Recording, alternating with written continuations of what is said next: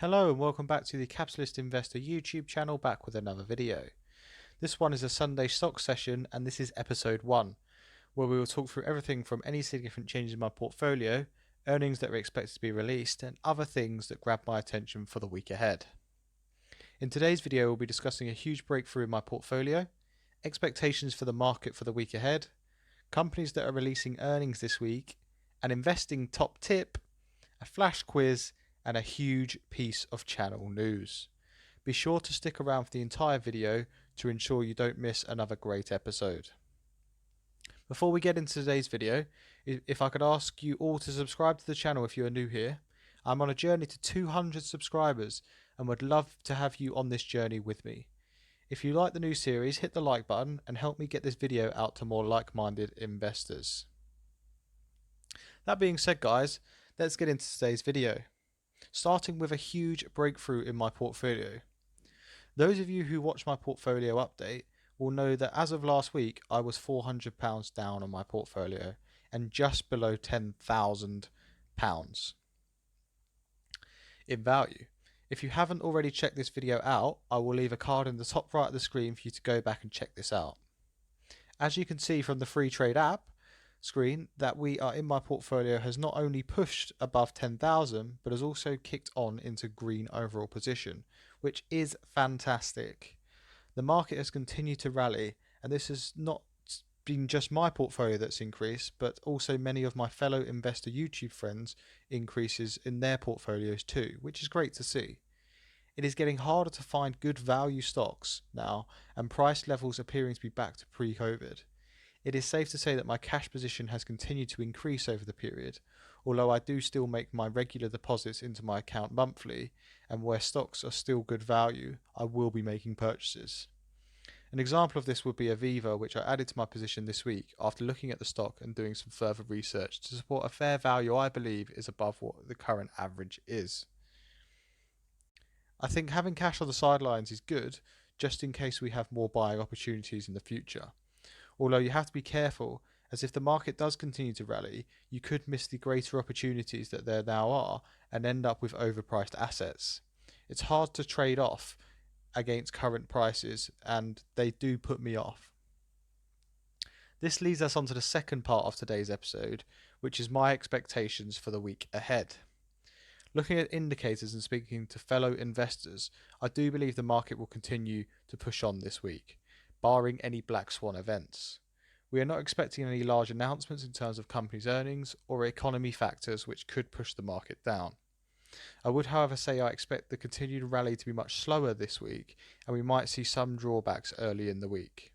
It will be interesting to see if the rally can be sustained, but I would expect a drawback at some time, even just to correct some of the stocks that have been rallying substantially over the past couple of weeks. When we get round to episode 2 of the midweek markets, we should have a good idea of how the market is expected to continue. In terms of the third part of today's video, this is around this week's earnings reports to be on the lookout for. Starting this video series this week has meant that there is not actually a lot of big companies' earning reports, which is a bit of a shame. However, there are a couple where we can talk through to get the ball rolling. First up, reporting their earnings this week on Tuesday is Tiffany & Co., which it should be noted is not currently on the FreeTrade app. If we move over to the Tiffany account on Simply Wall Street app, we can take a further look at this stock. So here you are joining me in the Simply Wall Street app. A reliable dividend is a standout for me in the executive summary. 1.9% is not a bad dividend in this current environment, but we do need to be on the lookout for if it's going to be cancelled. The share price over the past 3 months is interesting. A height of $134 was all but wiped out by COVID-19, down to $110, but bounced straight back up. This was mainly due to favourable results being announced on the 20th of March. Since then, the stock has remained fairly stable at around $125, but then decreased rapidly over the past couple of weeks. A current price to earnings ratio of 27 times is quite high, Although would be manageable for myself, and analysts on Simply Wall Street deem the stock to be a whopping 264% overvalued, which is one of the largest overvalued figures I've seen on here. Revenue for the year ended 31st of January 2020 was 4.4 billion, and earnings were 541 million, which is a very decent number. We can see that forecasted revenue is expected to decrease for the next year to 2021, revenue dropping to 3.8 billion and earnings more than halving, which could have something to do with the fair value price we saw before. Looking at the financial health of the business, we can see 6 green ticks on the financial health. This is a real good statistic to see, including a good debt to equity ratio of just 31%. On to everyone's favourite parts, and that's dividends. From this, we can see that the stock actually goes ex-div in 11 days on June 19th and is paid out in 21 days on July 2020. With a current yield of just less than 2% at 1.9%, which is not too bad given the economic circumstances that we currently have. It does look like the dividend has been consistently growing, albeit it is expected to decrease slightly next year, and that will be fundamentally due to the earnings forecast that we saw above. I quite like the company. I'll be interested in the earnings this week ahead to see how they have managed or not managed to deal with the pandemic. Being a significant high street brand, I'm expecting them to come out worse for wear, but let's see. Another large earnings announcement on Tuesday is GameStop. If I just type that in on the app now, if I can spell it correctly, GameStop. And if we go for the New York Stock Exchange, and GameStop, for those of you who don't know, they predominantly sell video games and consumer electrics. The share price has recovered predominantly to the pre-COVID levels. However, did recover much higher, and the share price has been much higher in the period from September 9, 2019 to the end of 2019. This is predominantly due to an ongoing dispute, I would say, with Hestia Capital Partners and Permit Capital Enterprise Fund.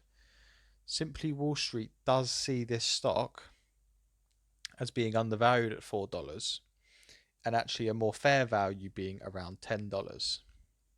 The entity is currently loss-making, and revenue for 2020 is expected to be, revenue for 2020 was 6.4 billion and earnings were a loss of nearly $500 million.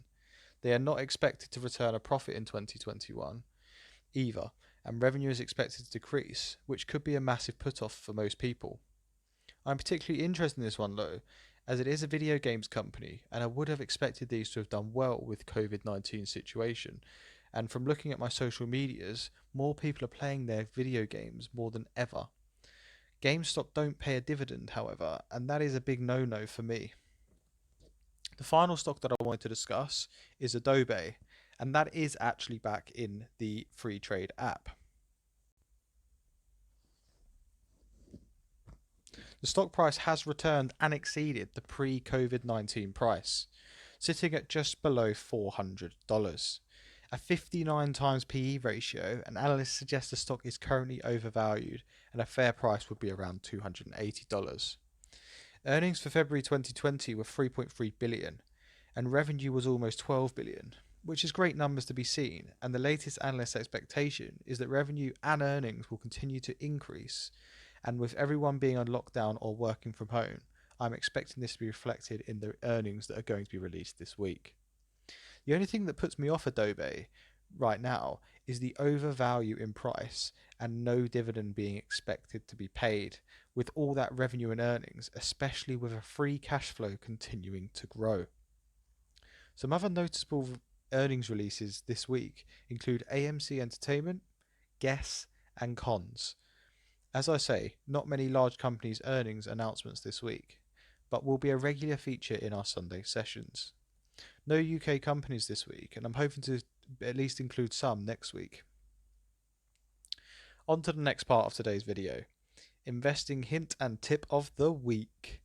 courtesy of our main man himself, Warren Buffett, gives us today's, which is be fearful when others are greedy and greedy when others are fearful. I particularly like this one in the current market conditions. Now, before we wrap up today's video, I want to do a quick quiz. There won't be any prizes this week, I'm afraid, but do let me know your comments. Do let me know in the comments below what score you get.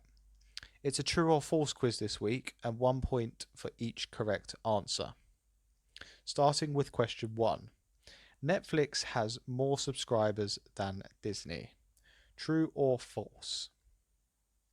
Number 2. Coca-Cola has a higher dividend yield than Pepsi. True or false? Number 3. Warren Buffett became a billionaire before he was 50. True or false? Number 4. An easy one hopefully. My free trade portfolio is above 10k. True or false? Number 5. Apple has made 19 artificial intelligence acquisitions since 2010. True or false? Number 6. Aston Martin's share price is below £1. True or false? Number 7. FreeTrade added 8 cannabis stocks this week. True or false? Hopefully those of you that watched my video that was released yesterday will know the answer to this one quite easily. Number 8. EasyJet was promoted to top 50 in the FTSE 100 this week. True or false? Number 9. Tesla share price has broken $1,000 per share this week. True or false? And finally, the Capitalist Investor YouTube channel is going to make it to 1,000 subscribers before the end of the year. This is a joke one to end on, but I do hope that actually it does come true. Anyway, have a free bonus point on me. So let's go back through the answers. So question 1 was true. Netflix does have more subscribers than Disney Plus, and they have 160 million versus 50 million. Number 2, also true, slightly higher at 3.6% dividend yield compared to Pepsi. Warren Buffett didn't become a billionaire before he was 50, and it was actually post 50 that he became a billionaire, although he is now a multi-billionaire. Number 4, yep, thanks for paying attention. That one is the truth. My portfolio is now above 10,000 as seen in this video. Number 5, Apple has made 19 artificial intelligence acquisitions since 2010. That's actually false. It's 20. Number 6, Aston Martin's share price is currently 72p. So yes, it's true. It is trading at a share price below £1. Number 7 was FreeTrade added 8 new cannabis stocks this week, and actually that's false. They only added 6, which again can be seen on my video that I uploaded yesterday. Number 8, EasyJet was promoted as top 50 in the FTSE 100 this week. This is actually false. They actually fell out of the FTSE 100 this week. So yeah, in the opposite direction. Number 9, Tesla stock has broken $1,000 per share this week. That's actually false. It's currently sitting close at $885. And number 10, we all know is true, so have that bonus point on me. As I say, let me know how you got on in the comments below.